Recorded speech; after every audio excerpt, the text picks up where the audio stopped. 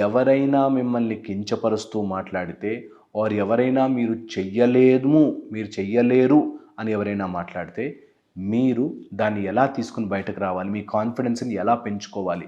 Confidence పెంచుకోవడానికి major number 1 విషయము మీరు చేసుకోవాల్సింది, మీ మైండ్‌లో 50% అండర్ కాన్ఫిడెన్సే ఉంటుంది ఎప్పుడు. ఎప్పుడు కూడా.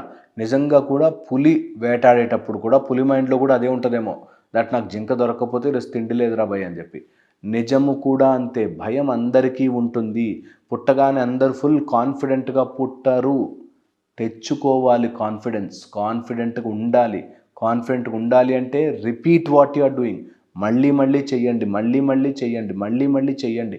కాన్ఫిడెన్స్ రావాలంటే ఏకైక బ్రహ్మాస్త్రం డూ ఇట్ రిపీటెడ్లీ. ఇక్కడ కాదు, రియల్ లైఫ్లో దిగి చెయ్యండి. అన్ని మానసిక సమస్యలకి మెయిన్ ప్రాబ్లం మైండ్లో ఆలోచించుకుంటూ కూర్చోవడం, చెయ్యకపోవడం. Get into action. ఎంత చెయ్యగలిగితే మీ కాన్ఫిడెన్స్ అంత పెరుగుతుంది. ఇది నంబర్ 1. సెకండ్ వచ్చేసి కాన్ఫిడెన్స్ని కిల్ చేసేది అన్నెసెసరీ పీపుల్ గురించి ఆలోచించడం. ఎవరి గురించో ఆలోచిస్తూ కూర్చుంటారు. అలా కూర్చున్న రోజులు సఫర్ అవుతారు. ఎవరి గురించో వాడేమనుకుంటాడు, వీడేమనుకుంటాడు, నా కజిన్స్ ఏంటి, నా బ్రదర్ ఏంటి, నా సిస్టర్ ఏంటి, ఇందులోనే ఉండిపోయినన్ని రోజులు మీరు సఫరింగ్లోనే ఉండిపోతారు. ఇది తెలుసుకున్న రోజున మీ లైఫ్ క్లియర్ అయిపోతుంది.